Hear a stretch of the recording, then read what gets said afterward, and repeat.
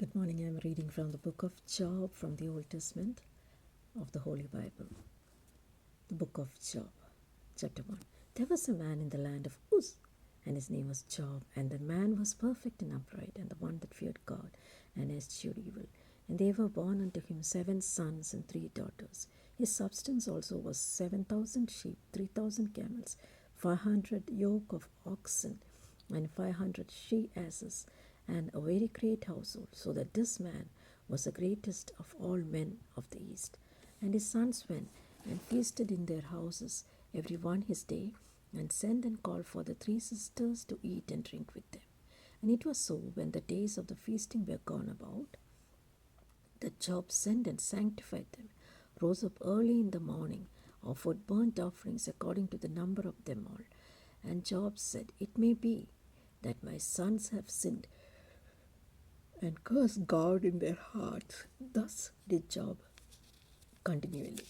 Now there was a day when the sons of God came to present themselves before the Lord, and Satan came among them. And the Lord said unto Satan, Whence comest thou? And Satan answered Job and said, From going to and forth, and from walking up and down it. And the Lord said unto Satan, Hast thou considered my servant Job, that there is none like him in earth, a perfect and upright man, one that feareth God and escheweth evil? And Satan answered the Lord and said, Does Job fear God? For not, hast thou not made a hedge about him, about his house, and about all that he has on every side? Thou hast blessed the work of his hands, and the substance is increased in the land. But put forth thine hand now, and touch all that he hath, and he will curse thee to thy face. And the Lord said unto Satan,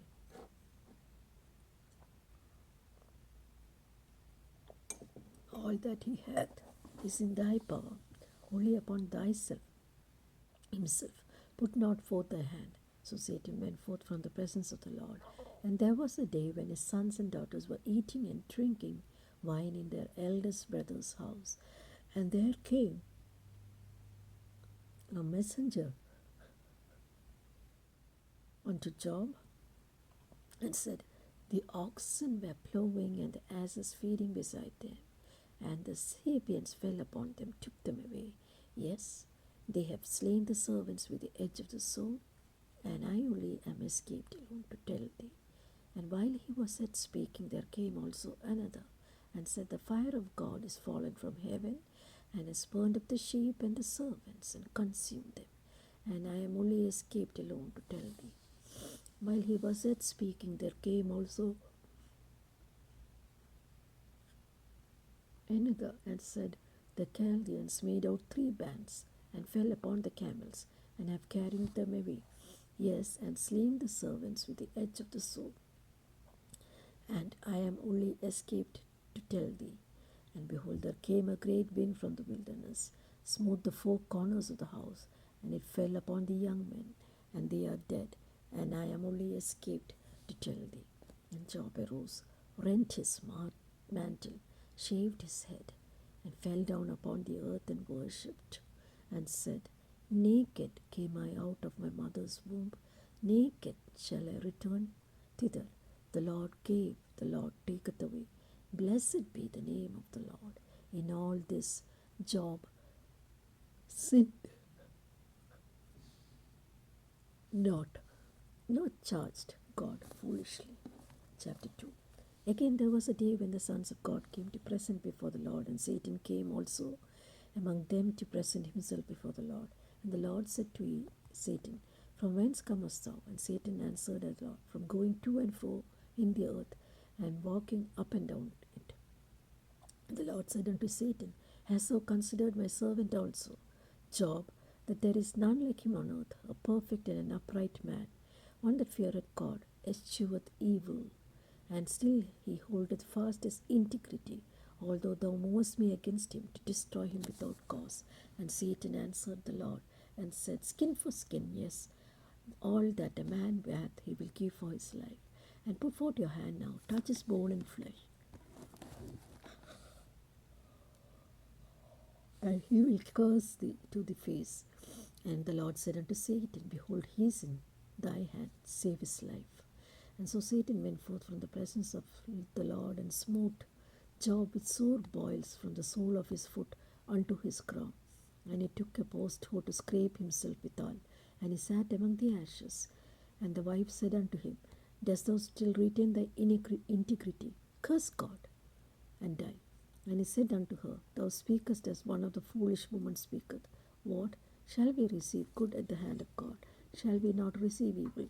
In all this did not Job sin with his lips. Now when Job's 3 friends heard of all this evil that was come upon him, they came every one from his place, Eliphaz the Temanite, and Bildad the Shuhite, and Zophar the Naamathite. And they had made an appointment together to come to mourn with him and to comfort him. And when they lifted their eyes far off and knew him not, they lifted up their voice and wept. They rent every one his mantle, sprinkled dust upon their heads towards heaven. And they sat down with him upon the ground 7 days and 7 nights, and none spake a word, for they saw his grief was great. Afterward this, Job opened his mouth and cursed his day. And Job spake and said, Let the day perish wherein I was born, the night in which it was said, There is a man-child conceived. Let the day be darkness, let not God regard it from above, neither let the light shine upon it. Let darkness and the shadow of death stain it. Let a cloud dwell upon it. Let the blackness of the day terrify it. As for the night, let darkness seize upon it. Let it not be joined unto the days of the year. Let it not come into the number of the months. Lo, let the night be solitary. Let no joyful voice come therein. Let them curse it that curse the day, who are ready to raise up their mourning. Let the stars of the twilight therefore be dark. Let it look for light, but have none. Neither let it see the dawning of the day, because it shut not up the doors of my mother's womb, nor hid sorrow from my eyes. Why died I not from the womb? Why did I not give up the ghost when I came out of the belly? Why did the knees prevent me? Or why did the breast that I suck? For now, should I have lain still and been quiet, I should have slept. Then have I been at rest, with kings and counselors of earth, which bit desolate places for themselves, or with princes that had gold, who filled their houses with silver. Or as an hidden untimely birth I had not been, as infants which never saw light. There the wicked cease from troubling, and there the weary be rest. There the prisoners rest together. They hear not the voice of the oppressor. The small and the great are there, and the servant is free from his master. Wherefore is light given to him that is misery, and life unto the bitter in soul, which long for the death, but it cometh not, and dig for it more than for hid treasures, which rejoice exceedingly, and are glad. And when they can find the gate, why is light given to a man whose ways is hid, and whom God has hedged in? For my sighing cometh before I eat, and my roarings are poured out like waters. For the thing that I greatly feared is come upon me, and that which I was afraid is come unto me. I was not in safety, neither had I rest, neither was I quiet. A trouble came. Then Eliphaz the Temanite answered and said, If he essay to commune with thee, wilt thou be grieved? But who can withhold himself from speaking? Behold, thou hast instructed many, and hast strengthened the weak hands. Thy words have upholden him that hath fallen, and thou hast strengthened the feeble knees. But now it is come upon thee, and thou faintest. It touches thee, thou art troubled. It is not this thy fear, thy confidence, thy hope, and the uprightness of thy ways. Remember, I pray thee, who ever perished being innocent? For where were the righteous cut off? Even as I have seen, that plow iniquity and sow wickedness reap the same. By the blast of God they perish, and by the breath of his nostrils are they consumed. The roaring of the lion, the voice of the fierce lion, the teeth of the young lions are broken. The old lion perisheth for lack of prey. The stout lion's whelps is scattered abroad. Now a thing which was secretly brought on me, and my ear received a little thereof, in thoughts from the visions of the night, when deep sleep falleth of men.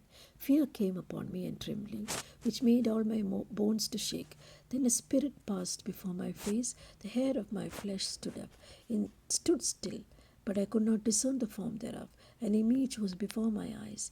There was silence, and I heard a voice saying, Shall mortal man be more just than God? Shall a man be more pure than his Maker?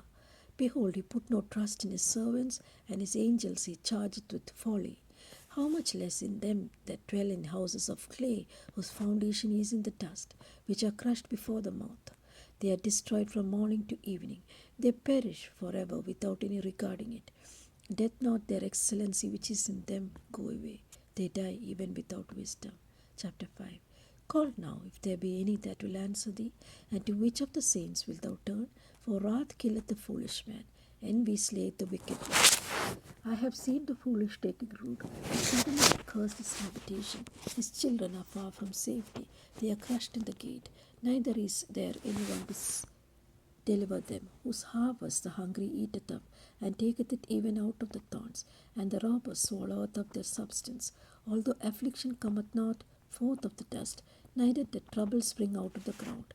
Yet man is born unto trouble, as the sparks fly upward. I would seek the Lord, and unto God would I commit my cause, which doeth great things and unsearchable, marvelous things without number, who giveth rain unto the earth, and sendeth waters unto the fields, to set upon high those that be low, for that those which mourn may be exalted to safety. He that disappointeth the devices of the crafty, so that their hands cannot perform their enterprise. He taketh the wise in their own craftiness, and the counsel of the froward is carried headlong. They meet with darkness in the daytime, and grope in the noonday as in the night. But he saveth the poor from the sword, from their mouth, and from the hand of the mighty. So the poor hath hope, and iniquity stoppeth her mouth. Behold, happy is the man whom God corrected. Therefore despise not thou the chastening of the Almighty. For he maketh sore, and bindeth up. He woundeth, his hands maketh whole. He shall deliver thee in 6 troubles. In the 7th there shall no evil touch thee. In famine he shall redeem thee from death, in war from the power of the sword. Thou shalt be hid from the scourge of the tongue, neither shalt thou be afraid of destruction when it cometh. At destruction and famine thou shalt laugh, neither shalt thou be afraid of the beast of the earth. For thou shalt be in league with the stones of the field, for the beasts of the field shall be at peace with thee. And thou shalt know the tabernacle shall be in peace. And thou shalt visit thy habitation and shall not sin. Thou shalt know that thy seed shall be great, thine offspring as the grass of the earth. Thou shalt come to thy grave in full age, like as a shock of corn cometh in its season. Lo, this we have searched it, so it is. Hear it, and know thou for it thy good. But Job answered and said, Oh, that my grief were thoroughly weighed, my calamity laid in the balances together. For now it would be heavier than the sand of the sea. Therefore my words are swallowed up, for the arrows of the Almighty are within me. The poison whereof drinketh up my spirit. The terrors of God would set themselves in array against me. Doth the wild ass bray when he has grass, or lowereth the ox over his fodder?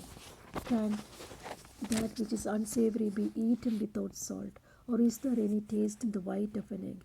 The things that my soul refused to touch are as my sorrowful meat. Oh, that I might have my request, and that God would grant me the thing that I long for.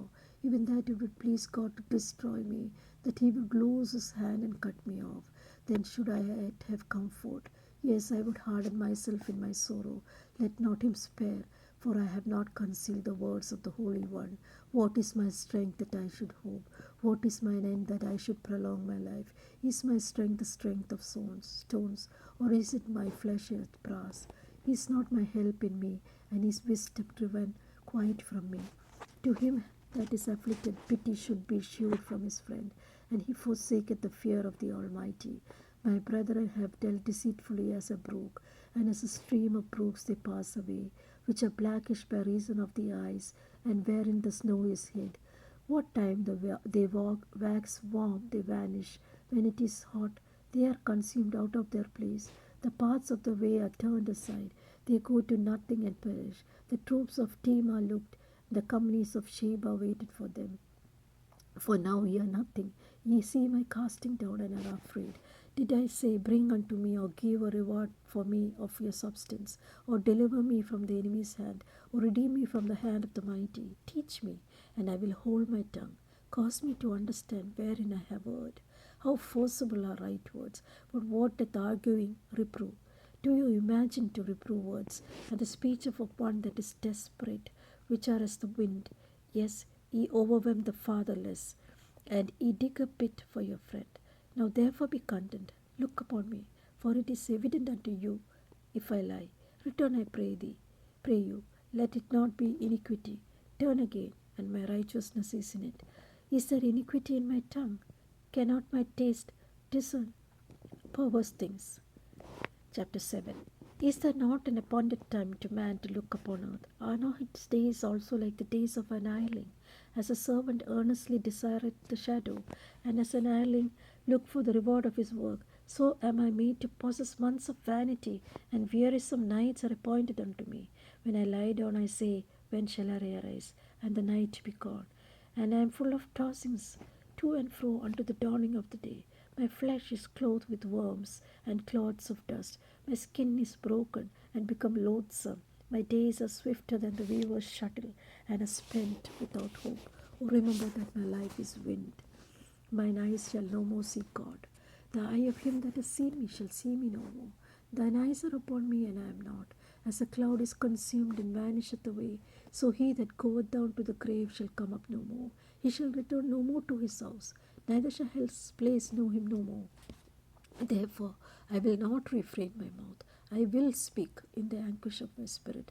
I will complain in the bitterness of my soul. Am I a sea or a whale that thou settest a watch over me?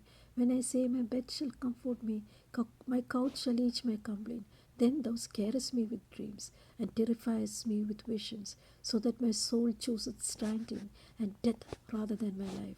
I loathe it. I would not live alway. Let me alone, for my days are vanity. What is man that thou shouldst magnify him, and that thou shouldst set thine heart upon him, and thou shouldst visit him every morning, and try him every moment? How long wilt thou not depart from me? Now let me alone till I swallow down my spittle. I have sinned. What shall I do unto thee, O thou preserver of men?